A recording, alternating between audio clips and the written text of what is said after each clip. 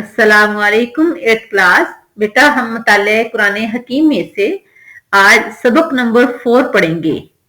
सबक का नाम है सूरतुल ज़ुखरुफ। तो आइए पहले हम इसका तारफ देखते हैं।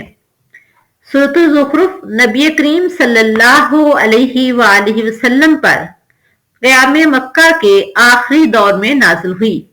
ये वही जमाना था जब नबी करीम सल्लल्लाहु अलैहि वसल्लम के खिलाफ कुरैश के सरदार जादू वगैरह के इल्जामात लगा रहे थे और सब बाहम मिलकर नाउज़बिल्लाह नबी करीम सल्लल्लाहु अलैहि वसल्लम को शहीद करने की साजिशें कर रहे थे, जैसा कि आयात 79 और 80 में साफ इशारा मौजूद है। ज़ुखरुफ अरबी जबान में सोने यानी गोल्ड को कहते हैं। आयात 34 और 35 में जिक्र किया गया है कि दुनिया अल्लाह की नजर में इतनी बेहैसियत और हकीर है कि अगर ये अंदेशा ना होता कि सब ही लोग काफिर हो जाएंगे तो अल्लाह ताला काफिरों के घरों को सोने और चांदी का बना देता। इस सूरत में शिरक की मजम्मत और तौहीद का जिक्र है। 3 जलीलुल कदर अंबिया कराम अलैहिमुस्सलाम यानी हजरत इब्राहिम अलैहिस्सलाम, हजरत मूसा अलैहिस्सलाम और हजरत ईसा अलैहिस्सलाम की दावत का जिक्र है और वो सब एक अल्लाह की इबादत करने वाले और शिरक से मना करने वाले थे। इसके अलावा आखिरत के हालात बयान किए गए हैं और इस सूरत के आखिर में परहेजगारों के अच्छे और मुशरिकीन के बुरे अंजाम का बयान किया गया है। ये था इसका तारुफ और शान नुज़ूल। तो आइए अब हम इसके क्वेश्चन आंसर करते हैं। क्वेश्चन नंबर 1 है, हर नबी के साथ उनकी कौम ने क्या सलूक किया और उसका क्या नतीजा निकला। तो आइए सूरत ज़ुखरुफ की आयत की रोशनी में हम इसका आंसर देखते हैं। वमा यातीहिम मिन नबीहिन, और उनके पास जो भी नबी आता था, इल्ला कानु बिही यस्तहज़िऊन, तो वो उसका मजाक उड़ाया करते थे। यानी किसी भी कौम में कोई भी पैगंबर आता था तो वो कौम उसका मजाक उड़ाती थी और फिर उनका मजाक उड़ाने की अल्लाह ने क्या सजा दी, फ़अहलकना, फिर हमने हलाक कर दिया, अशद्द मिनहुम बत्शन, उनसे कहीं ज्यादा ताकतवर लोगों को। यानी अल्लाह ताला ने उन पैगंबरों से जो ताकतवर खुद को समझते थे उन लोगों को तबाह बर्बाद कर दिया, उनको हलाक कर दिया। वमज़ा मसलुल अव्वलीन, और उन पहले लोगों की मिसाल गुजर चुकी है। यानी अब वो एक कहानी है, मिसालें हैं लोगों के लिए कि इनसे इबरत हासिल करें। पैगंबरों का मजाक उड़ाने वालों को अल्लाह ताला तबाह बर्बाद कर देता है। क्वेश्चन नंबर 2, मुशरिकीन मक्का ने कुरान हकीम के नुज़ूल पर क्या एतराज किया।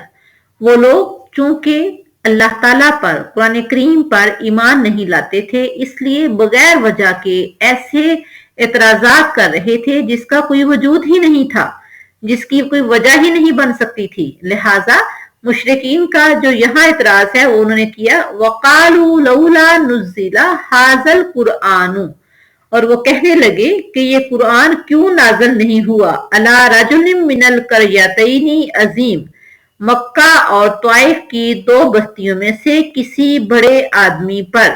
उनका एतराज क्या था कि कुरान हकीम मक्का और त्वाइफ की 2 बस्तियों में से किसी बड़े आदमी पर क्यों नाजिल नहीं किया गया।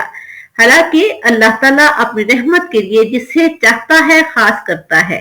तो अल्लाह ने हमारे प्यारे पैगंबर सल्लल्लाहु अलैहि वसल्लम को मुंतखब किया था, उन पर कुरान हकीम नाज़िल फरमाया और अल्लाह से बेहतर कोई भी जानने वाला नहीं है। क्वेश्चन नंबर 3, अल्लाह ताला के जिक्र से गफलत का क्या नतीजा निकलता है। तो आइए देखते हैं इसका आंसर भी कुरान करीम की आयत की रोशनी में। वमय्याशु अन जिक्रिर रहमानी, और जो रहमान के जिक्र से गाफिल होकर अंधा बन जाए, नुकय्यिज़ लहू शैतानन, तो हम उस पर एक शैतान मुकर्रर कर देते हैं, फहुवा लहू करीन, तो वो उसका साथी हो जाता है। जो कोई अल्लाह के जिक्र से गफलत बरतता है तो अल्लाह ताला उसके लिए शैतान मुकर्रर कर देते हैं तो वो उसका साथी हो जाता है, और वो फिर करता क्या है, वो शैतान उसके लिए बुरे तरीके इस्तेमाल करता है। व इन्नहुम ला यसुद्दूनहुम अनिस सबीली, और यकीनन वो शयातीन उन्हें हदायत के रास्ता से रोकते हैं।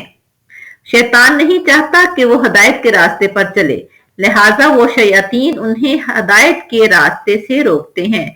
वया सबूना, और वो लोग समझते हैं, अन्नहुम मुहतदून, के वो हदायत पर हैं। जो शैतान की पैरवी करता है वो कैसे हदायत के रास्ते पर हो सकता है?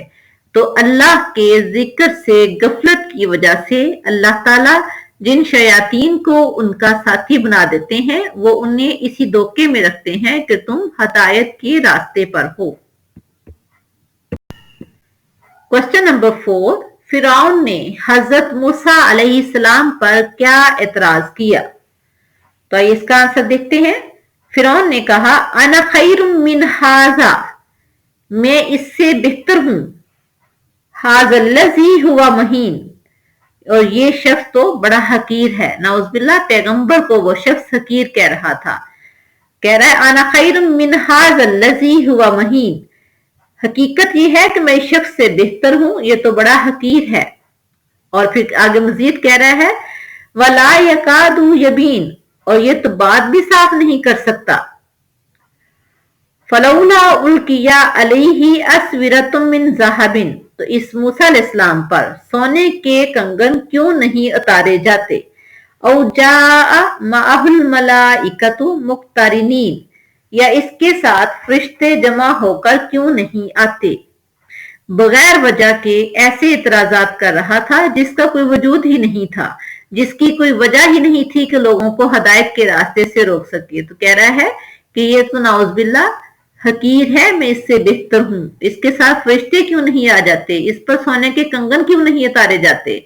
जब उसने खुद भी हदायत के रास्ते पर नहीं चलना था और लोगों को भी नहीं चलने देना था, इसलिए ऐसे इतराजात कर रहा था जो कि उसी के लिए और उसकी पैरवी करने वालों के लिए गलत साबित हो रहे थे।